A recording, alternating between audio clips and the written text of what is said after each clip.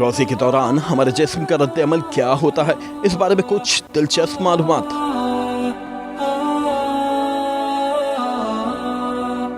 Topic पर चलने से पहले हमारे चैनल को सब्सक्राइब करें और बेल आइकॉन का बटन जरूर दबाएं ताकि आप तक हमारी नई से नई वीडियो पहुंचती रहे।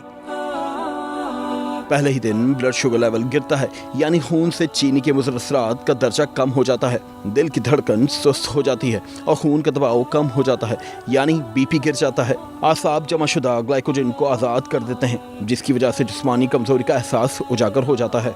जहरीले मादों की सफाई के पहले मरहले में नतीजा सर दर्द, चक्कर आना, मुंह का बदबूदार होना और जुबान पर मवाद का जमा होना है। तीसरे से सातवें रोजे जिस्म की चर्बी टूट फूट का शिकार होती है और पहले मरहला में ग्लूकोज में तब्दील हो जाती है। बाज़ लोगों की जल्द मुलायम और चिकनी हो जाती है। जिस्म भूख का आदी होना शुरू करता है और इस तरह साल भर मसरूफ रहने वाला निज़ाम हाजमा रुखसत मनाता है, जिसकी उसे अशद ज़रूरत थी।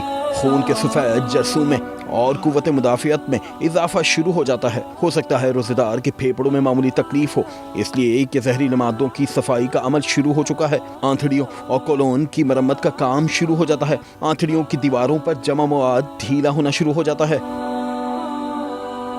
8वें से 15वें रोजे तक आप पहले से ज्यादा तवाना महसूस करते हैं, दिमागी तौर पर चुस्त और हल्का महसूस करते हैं। हो सकता है पुरानी चोट और जख्म महसूस होना शुरू हो, इसलिए कि अब आपका जिस्म अपने दिफा के लिए पहले से ज्यादा फाल और मजबूत हो चुका है। जिस्म अपने मुर्दा या कैंसर शुदा सेल को खाना शुरू कर देता है, जिसे अमूमी हालात में केमियोथेरेपी के साथ मारने की कोशिश की जाती है। इसी वजह से खलियात से पुरानी तकालीफ और दर्द का एहसास निस्बतन बढ़ जाता है। आसाब और टांगों में तनाव इस अमल का कुदरती नतीजा होता है। ये कुव्वत मुदाफ़ियत के जारी अमल की निशानी है।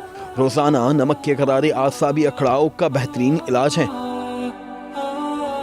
16वें से 30वें रोजे तक जिस्म पूरी तरह भूख और प्यास को बर्दाश्त का आदी हो चुका है। आप अपने आप को चुस्त चाको चौबंद महसूस करते हैं। इन दिनों आपकी जुबान बिल्कुल साफ और सुर्खी माइल हो जाती है। सांस में भी ताजगी आ जाती है। जिस्म के सारे जहरीले मादों का खात्मा हो चुका है। निज़ाम हाजिमा की मरम्मत हो चुकी है। जिस्म से फालतू चर्बी और फासिद मादों का इखराज हो चुका है। बदन अपनी पूरी ताकत के साथ अपने फराइज़ अदा करना शुरू कर देता है। 20 रोज़ों के बाद दिमाग और याददाश्त तेज हो जाते हैं। तवज्जो और सोच को मरकूज करने की सलाहियत बढ़ जाती है। बिलाशुबा बदन और रूह तीसरे अशरे की बरकत को भरपूर अंदाज से अदा करने के काबिल हो जाता है। ये तो दुनिया का फायदा रहा, जो बेशक हमारे खालिक ने हमारी ही भलाई के लिए हम पर फर्ज किया, मगर देखिए उसकी रहमत का अंदाज़ करीमाना कि उसके अहकाम मानने से दुनिया के साथ साथ हमारी आखिरत भी संवारने का बेहतरीन बंदोबस्त कर दिया। सुब्हान अल्लाहि व बिहम्दिही, सुब्हान अल्लाहिल अज़ीम।